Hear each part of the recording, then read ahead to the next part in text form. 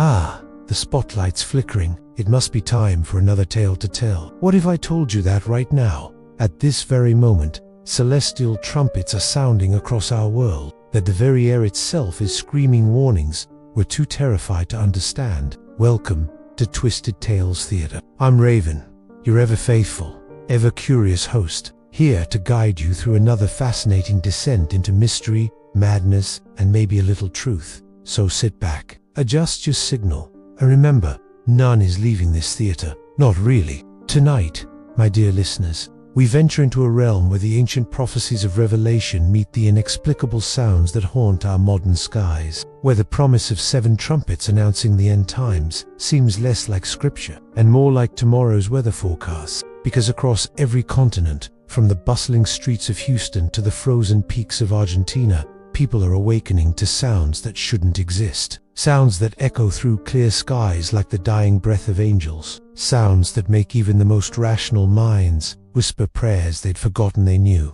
You see, dear listeners, the book of Revelation speaks of 7 trumpets that will herald the apocalypse, 7 divine instruments that will tear the veil between heaven and earth, each blast bringing humanity closer to its final judgment. For centuries, scholars debated whether these were metaphors, symbols of spiritual transformation.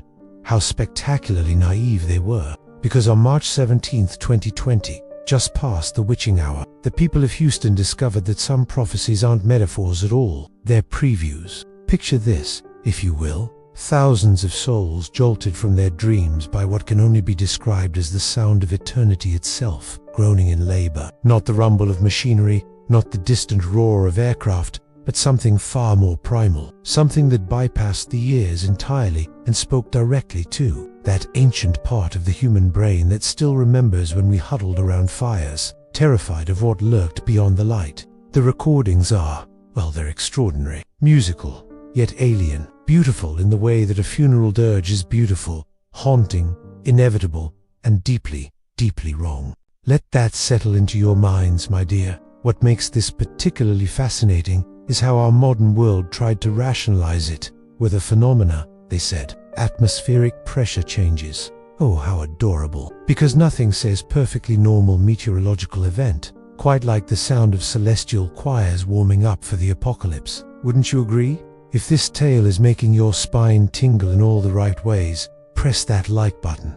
Dear listeners, the algorithm spirits appreciate your devotion, and so do I. But Houston was merely the overture. Argentina followed, then Denmark, Singapore, New Zealand, Ireland, California. Like a cosmic symphony orchestra, each nation adding its voice to this growing chorus of the impossible. Some recordings sound almost musical, as if Beethoven himself had been commissioned to compose the soundtrack for the end of the world. Others sound like machinery, fast, impossible engines grinding away in dimensions we can't perceive. And then there are the sounds that chill the blood, sounds that seem less like trumpets and more like the dying roars of something unimaginably large, something like a dragon. Oh yes, my astute listeners, Revelation mentions dragons too, Satan himself taking the form of a great red dragon. And when you hear these sounds, these impossible, reality-bending sounds, you begin to understand that perhaps John of Patmos wasn't writing poetry. Perhaps he was writing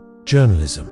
The Czech Republic recording is particularly unsettling. Listen to it with headphones in a dark room, and you'll swear you can feel a presence. Something vast and patient and utterly alien, breathing just behind your left shoulder. Something that's been waiting a very, very long time for us to finally listen. But wait, there's more to this symphony of the damned. You see, these sky trumpets are merely one movement in a larger composition, because our world is filled with sounds that shouldn't exist. Sounds that make even hardened scientists reach for their rosaries and wonder if perhaps their materialist worldview needs an update. Take the phenomenon known as Skyquakes.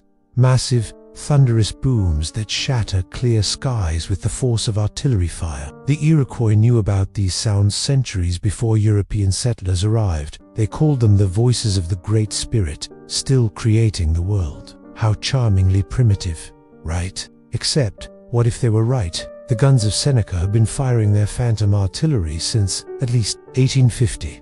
Washington Irving wrote about these mysterious booms in Rip Van Winkle, describing them as the sound of supernatural beings at play. But But play seems such an innocent word for sounds that can wake the dead and make grown men weep with inexplicable dread. Whisper your thoughts in the comments below. Dear listeners, do you believe what lurks beneath our reality's thin veneer? Or are you still clinging to the comfortable lie that everything has a perfectly rational explanation? Scientists, bless their analytical hearts, insist these sounds have geological explanations. Tectonic plates shifting, they say.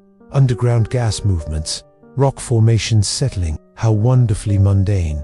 How desperately hopeful. Because that explanation doesn't account for the sounds that only certain people can hear. The chosen few, lucky ones. In 1991, the residents of Taos, New Mexico, began experiencing something that medical science still can't explain. A low-frequency hum that drove people to madness. Headaches that felt like ice picks behind the eyes. Nausea that doubled grown adults over in agony. Insomnia that stretched for weeks. But here's the truly delicious part. Only about 2% of the population could hear it. 2%. Such a specific number, isn't it? Makes one wonder, what makes those particular ears so special? What criteria must one meet to join this exclusive club of the auditorily damned? The hum appeared in Windsor, Canada, the UK, Australia, India, South Africa, always affecting exactly 2% of the population, always driving them to the brink of sanity. And here's where it gets truly fascinating, my dear conspiracy enthusiasts. The only thing that provided relief was aluminum foil.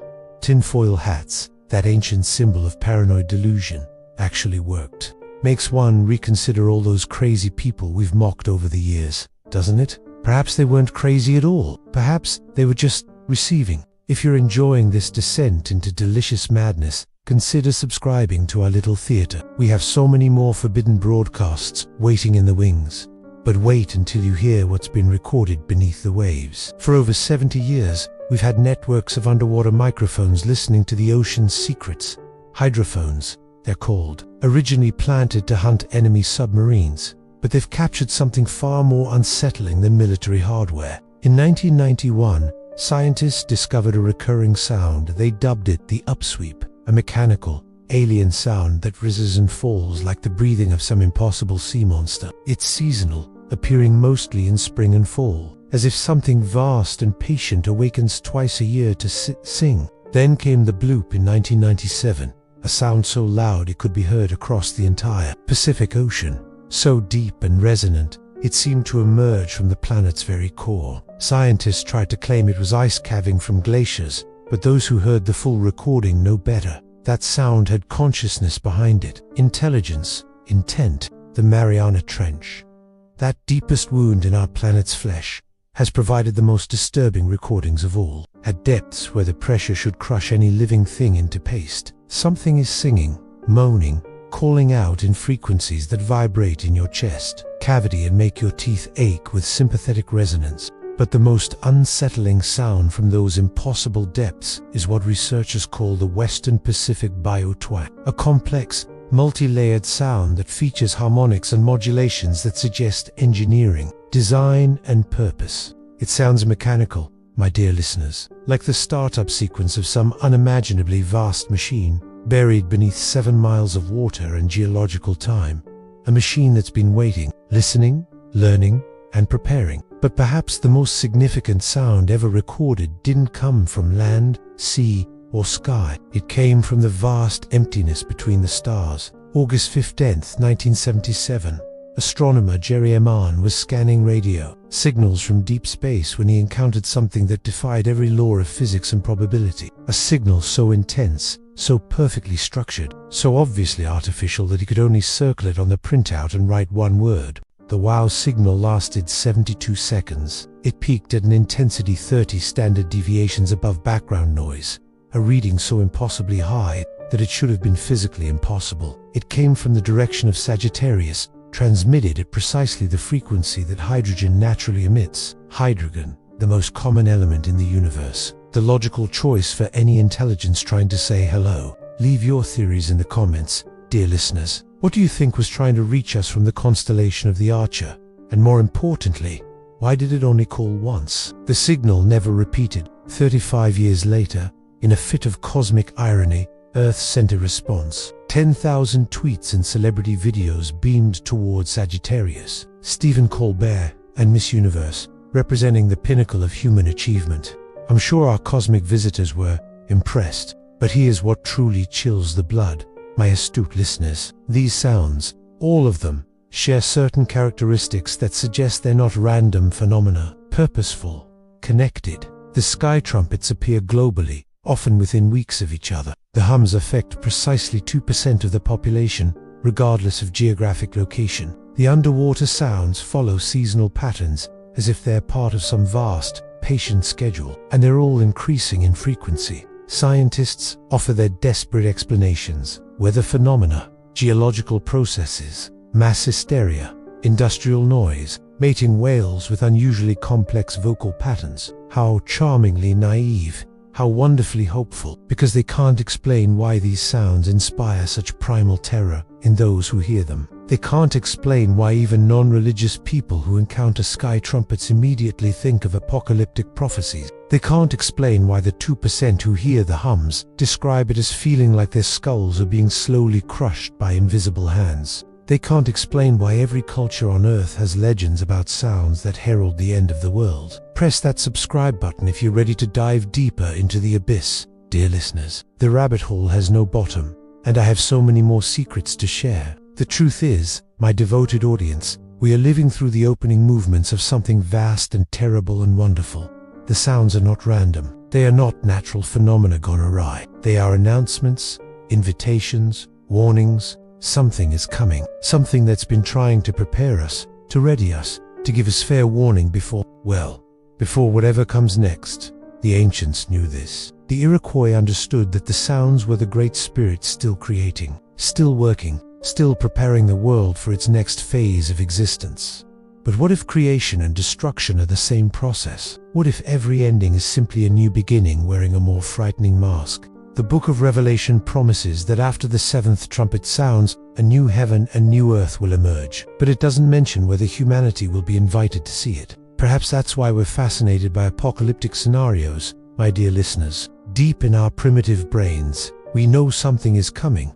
We can feel it in the sounds that shouldn't exist. We can hear it in the frequencies that bypass our ears and speak directly to our souls. We are preparing, emotionally, spiritually, mentally, because when the final trumpet sounds, and it will sound, my darlings, we want to be ready. Those who never think about the end will be caught completely unprepared. They'll be paralyzed by shock, overwhelmed by the impossibility of what they're witnessing. But those of us who listen to forbidden broadcasts, who seek out the sounds that terrify, we're spreading our fear out over time. We're building up immunity to impossibility. We're preparing our souls for wonders and terrors beyond imagination. It's hardwired into our DNA. This preparation, call it God, call it evolution, call it the simulation running its debugging protocols.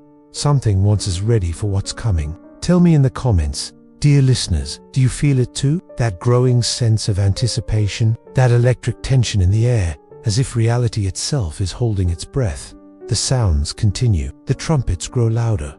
The hums spread to new cities. The ocean depths sing their mechanical lullabies with increasing frequency. And somewhere, in the space between spaces, something vast and patient and utterly alien continues its countdown. 7 trumpets, the Bible promised. 7 announcements before the final act begins. How many have we heard so far? How many remain? The fascinating thing about fear, my dear, is that it serves a purpose. It keeps us alert. It keeps us listening. It keeps us ready. Because when that final trumpet sounds, when the sky tears itself apart and reveals what's been waiting behind the curtain of our reality, we won't be the ones standing there with our mouths open, paralyzed by impossibility. We'll be the ones who've been preparing all along. So keep listening, my dear conspirators. Keep your ears open to the sounds that shouldn't exist. Keep your minds flexible enough to accept impossibilities. Keep your souls prepared for wonders that will make today's mysteries seem like children's bedtime stories. Because the symphony is far from over. The trumpets are still warming up.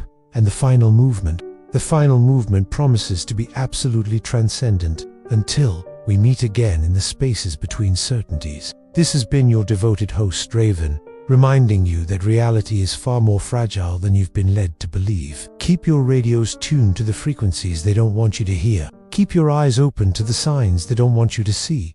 And remember, dear listeners, the truth is not coming. The truth is already here. It's just learning to sing, my dear.